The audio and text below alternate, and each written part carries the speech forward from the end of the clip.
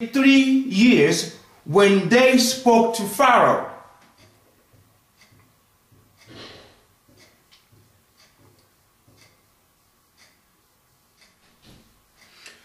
When Moses spoke to Pharaoh, that the Lord said, "Let my people go."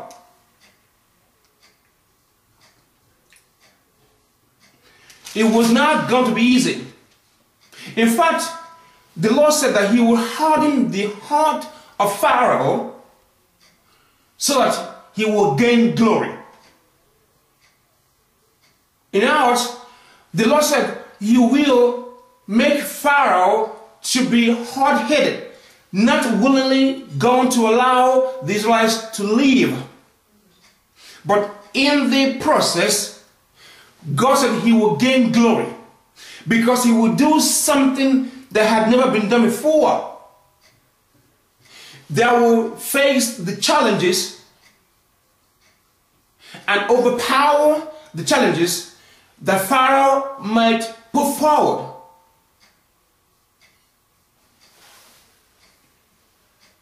Now,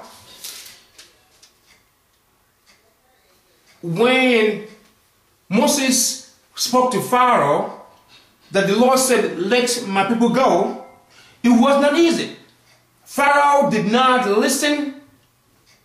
He heard what Moses said, but he wasn't ready to listen nor comply to the message. Remember that the Israelites had been in there for 430 years. They were in slavery, in bondage. They were used in every facet to build Egypt by the works of their hand. It wasn't going to be easy for Pharaoh to let them go. Who would be there to substitute as slavery for Pharaoh and the nation? For instance, if you are an employee and you depend upon your employee to perform, to build everything at the end, you will be able to gain, and then you will sustain your job or your factory or your business. All of a sudden, you are going to lose all the employees, or maybe the government would come to you and say, "You must release these employees." The decision for you to make would not be very easy. Because number one, you'll be thinking, well, if I let this employee go, how soon, how fast will I be able to replace them? How soon will I be able to replace these employees? You'll be thinking that then you will lose money, your profits will dwindle. You are thinking of your competitors, people, other companies that will compete against you. You are thinking many things in your mind. So you're not going to tell the government yes. You are going to frown at the instruction. So bring that to King Pharaoh of Egypt. The Israelites had been there for 430 years in slavery. They were used in all facets of the nation. Agriculture, roads building, you name it. Now, God sent Moses to go and tell him, "Release my people." It wasn't going to be easy. Pharaoh was going to give God a fight. But nobody fights against God. Nobody fights against God. Nobody fights against God. Nobody. So God had to do something out of the ordinary to get the attention of King Pharaoh. To put Pharaoh in a compromising position to know that, wait a minute, I'm dealing with God. He is above everything. I had no power to fight against him. Eventually, I must let the Israelites go. And that's exactly what happened. There are plagues upon plagues, plagues upon plagues, diseases, problems. The Egyptians began to wail. They were wailing, they were crying. Catastrophes began to fall. It became unbearable for Pharaoh and the Egyptians. Something had to happen. Something got to give.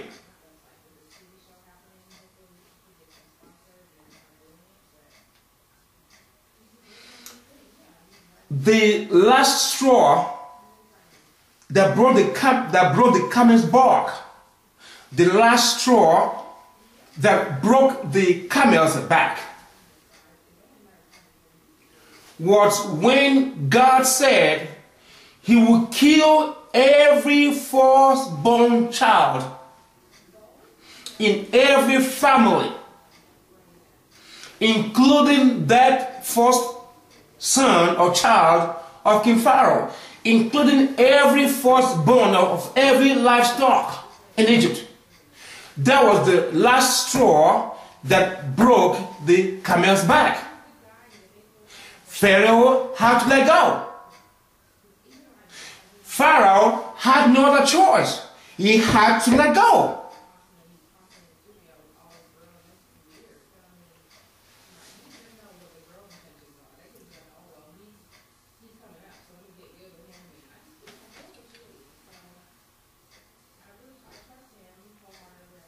First, Aaron threw the staff on the ground.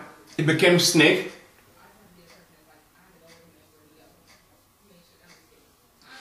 The Egyptian magicians, they did the same thing too. They threw their own staff on the ground.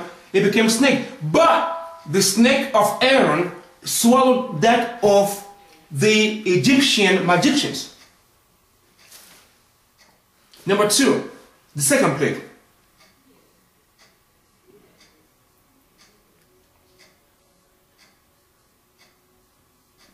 The water turned to blood.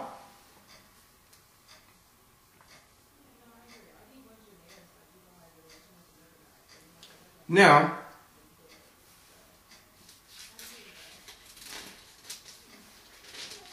when we go further,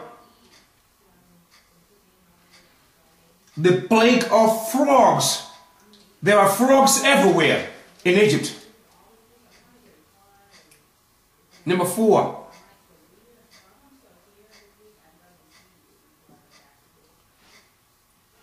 there was the plague of gnats. The plague of gnats everywhere.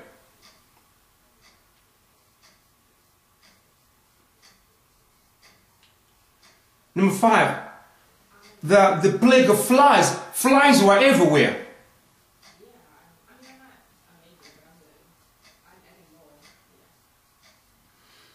Number six, the plague of livestock.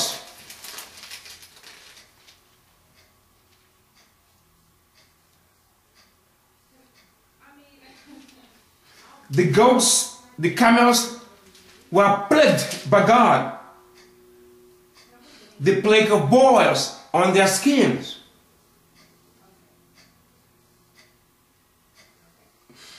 The plague of hail. There was a full force of plague of hail against the officials and the people. Again, there was the plague of locust. There was locust everywhere. Again, the plague of darkness. There was darkness everywhere. Now, the bottom line plague. The plague of the firstborn. Every firstborn child died, including the first son, the first child of King Pharaoh, including the first livestock everywhere. died. That was the